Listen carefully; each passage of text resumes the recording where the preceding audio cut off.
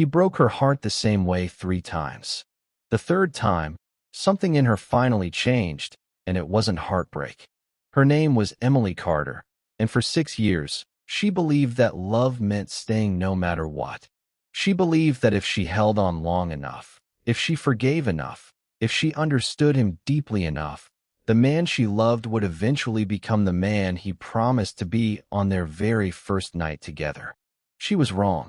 And the moment she realized just how wrong she was became the moment that changed everything about who she was. Picture her standing in the doorway of an apartment that once felt like home, a suitcase by her feet, her hand resting on the frame as if she needed something solid to hold on to. She wasn't crying. That's the part almost no one expected, including her own family. After everything Daniel Brooks had put her through, the tears everyone assumed would come simply didn't. Instead, there was a stillness in her eyes, a quiet that felt heavier than any sob ever could. Whatever had broken inside her that day wasn't her heart. It was something else entirely, something that had been building for years without her even realizing it. Before we go further into how Emily got to that doorway, let us know in the comments where you're watching from. We'd love to hear from you. And don't forget to hit that subscribe button so you never miss any of our upcoming videos. To understand what happened to Emily Carter, you have to go back to the beginning, back to a version of her that friends now describe as unrecognizable compared to the woman she is today. She was 26 years old when she met Daniel, working long hours at a marketing firm in Ohio, chasing a promotion she'd wanted since college. She wasn't looking for love. She was looking for stability, for a life she had built brick by brick on her own terms. Daniel arrived like a storm she never saw the shape of until it was already over her. Charming, attentive, the kind of man who remembered small details, who showed up early, who made her feel like the center of a room, even when the room was full of other people. What none of her friends knew, not yet, was that underneath all of that charm sat a pattern so quiet, so gradual, that by the time anyone noticed it, Emily was already 3 years deep into a relationship that would break her heart, rebuild it, and break it again, not once, but 3 separate times. Each time followed by the same soft apologies, the same promises, the same declarations that this time would be different. And each time, Emily believed him a little more, not because she was foolish, but because that is exactly how these patterns are designed to work. They don't announce themselves. They arrive disguised as love. So here's what you need to know before this story truly begins. There will be a first heartbreak, one that Emily convinced herself was simply a misunderstanding. There will be a second, one that cost her far more than she was willing to admit at the time, even to herself. And there will be a third, the one that finally forced her to ask a question she had been avoiding for years. Not why does he keep doing this to me, but why do I keep allowing it? By the end of this story, you will see the exact moment someone stops being shaped by a pattern and becomes the one who finally ends it. And once you understand how it happened to Emily, you may start recognizing the same pattern somewhere in your own life, or in the life of someone you love. Emily Carter grew up in a small town outside Columbus, Ohio, the kind of place where everyone knew everyone, and where her mother often told her that patience was a virtue worth more than gold. She carried that lesson with her into adulthood, into her career, and eventually into her relationships. By the time she turned 26, Emily had built a life that looked, from the outside, like exactly what she wanted. A steady job, a small apartment she'd decorated herself, a close circle of friends who had known her since college, especially her closest friend, Rachel Dunn, who had watched Emily navigate every relationship since freshman year and had never once seen her this happy or this quiet about her doubts. Emily wasn't searching for someone to complete her. She simply believed that if the right person came along, she would recognize him, and she would know how to love him well. Her older sister, Claire, often joked that Emily approached love the same way she approached everything else in life, methodically, patiently, with a quiet confidence that she could handle whatever came her way. That confidence would eventually become one of the very things Daniel learned to use against her. Though neither of them could have predicted that on the night they met, at a friend's birthday dinner in a small Italian restaurant downtown, where the only thing on Emily's mind was getting home early enough to prepare for a Monday morning presentation. Daniel Brooks entered her life seated 2 chairs down, laughing at something someone said before Emily had even noticed him. He asked her a question about her work that no one else at the table had bothered to ask, and he actually listened to the answer, nodding at the right moments, following up with questions that showed he had genuinely absorbed what she said. Within weeks, he was calling her every evening, showing up outside her office with coffee she hadn't asked for, but somehow always wanted. Her friends noticed the change in her almost immediately, the lightness in her voice, the way she started planning her weekends around him without even realizing she was doing it. Rachel remembers the exact moment she first felt uneasy, though she didn't say anything at the time. It was 3 months into the relationship, at a small gathering at Emily's apartment, when Daniel made an offhand comment about a male coworker Emily mentioned, a comment that carried just enough edge beneath its joking tone to make the room go quiet for a beat too long. Emily laughed it off, and so did everyone else, because that is often how these moments pass, folded quietly into the background of an otherwise pleasant evening, never spoken of again until much later, when they suddenly become impossible to ignore. For the first year, their relationship looked, by every outward measure, like something worth admiring. Daniel remembered her coffee order, her mother's birthday, the name of her childhood dog. He showed up to family dinners with flowers and easy conversation, charming her father in a way few of her past boyfriends ever had.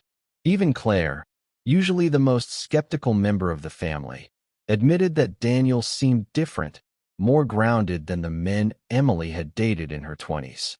But there were small moments, so small that Emily barely registered them at the time, when Daniel's mood would shift without warning, a canceled plan with no real explanation, a sharp comment about her friends that he'd later claim was only a joke.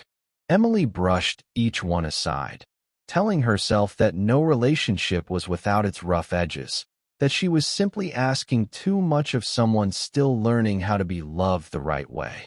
Looking back now, she describes this period as the quiet architecture of the years that followed, the foundation on which everything else was built, not because anything catastrophic happened yet, but because this was the period in which she trained herself, without realizing it, to minimize her own instincts every single time they told her something was wrong.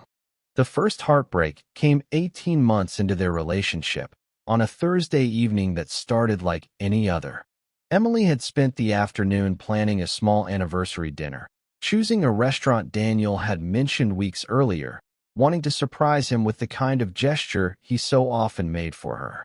She had even asked Rachel to help her pick out a new dress for the occasion, excited in a way she hadn't been in months. He never showed up.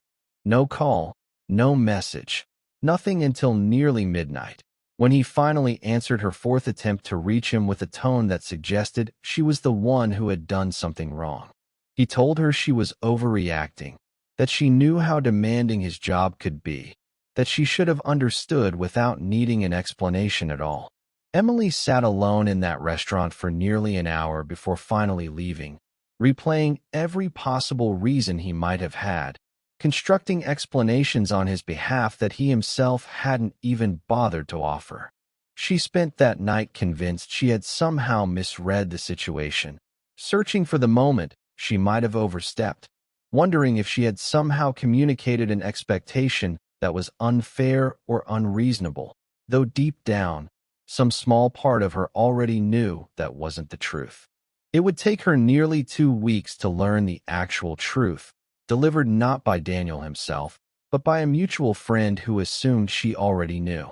He had been with someone else that night, someone from his office, someone Emily had unknowingly met once at a company gathering months earlier, a woman named Ashley who had smiled politely and shaken Emily's hand without either of them knowing what was already unfolding behind the scenes.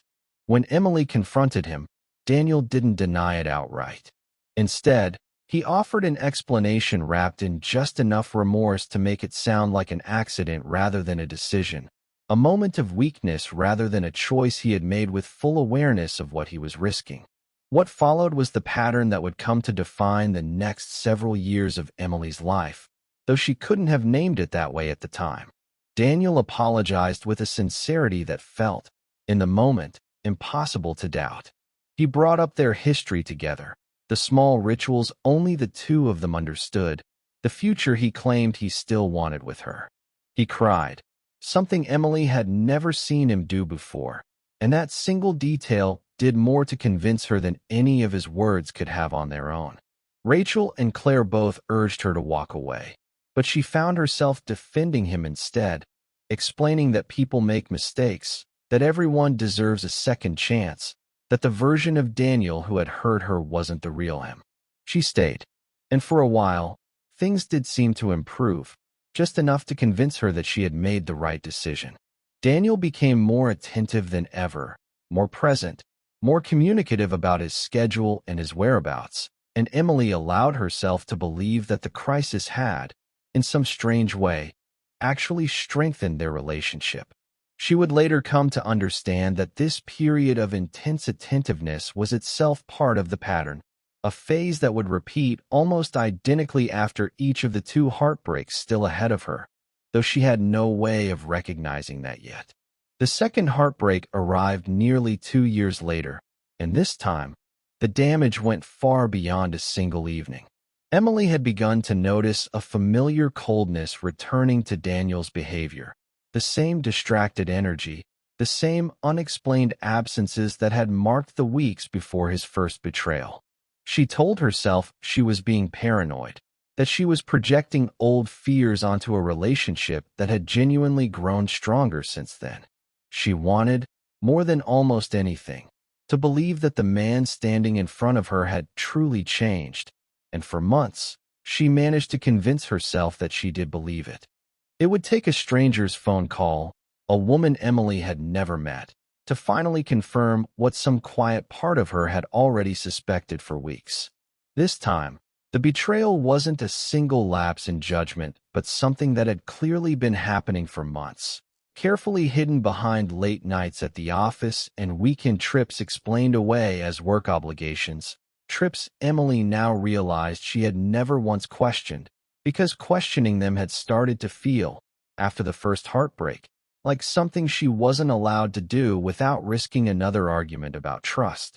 Emily learned that this woman, a nurse named Kelly who lived 2 towns over, believed Daniel was completely single, that he had described his living situation, his relationship status, his entire life in a way that erased Emily completely from the picture.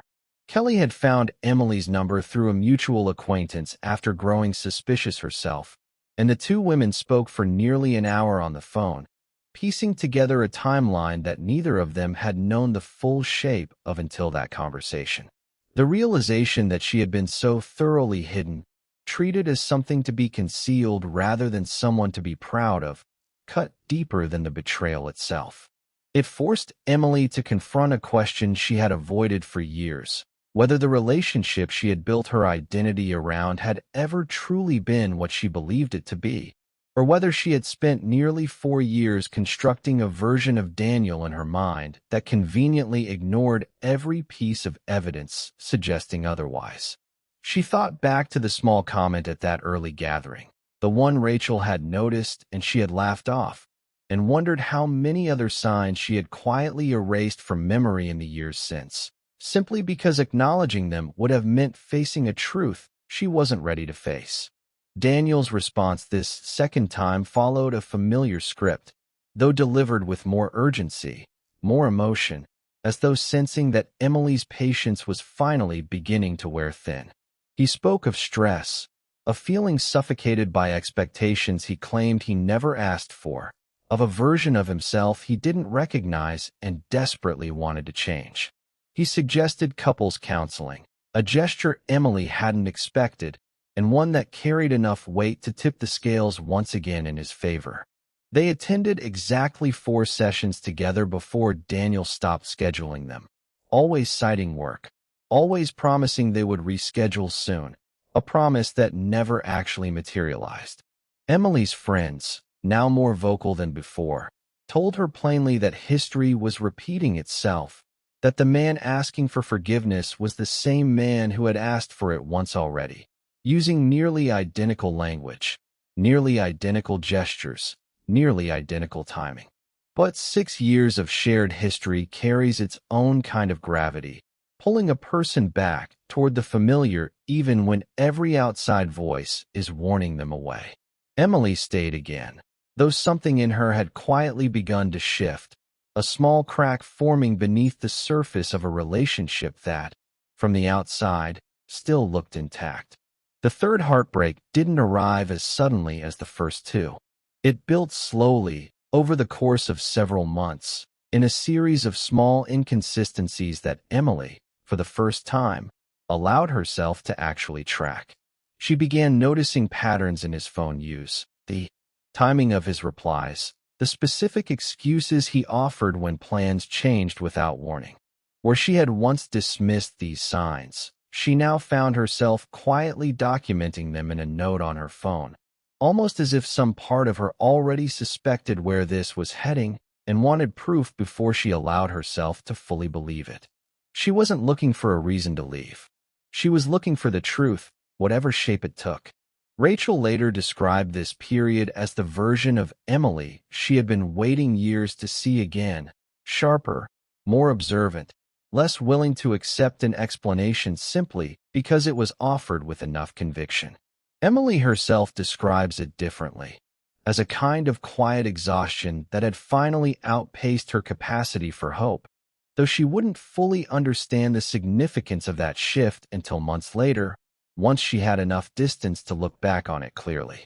The confirmation came on an ordinary Tuesday afternoon, through a message sent to the wrong number, meant for someone else entirely, but delivered instead to Emily's phone while she was sitting at her desk during a lunch break.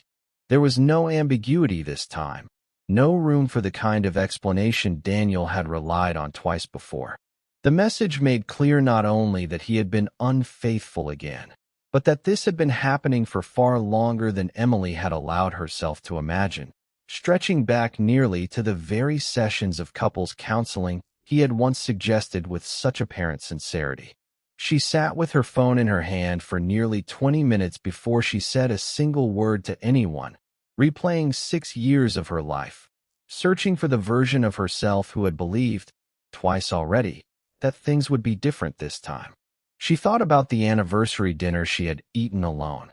She thought about the phone call with Kelly, and the quiet way that woman's voice had cracked when she realized she too had been deceived. She thought about her own mother's words about patience, and wondered, for the first time, whether patience and self-abandonment had somehow become the same thing without her ever noticing the line between them blur. When Daniel finally offered his explanation that evening, sitting across from her at the kitchen table where so many of their arguments had unfolded before, Emily noticed something she had never fully registered before.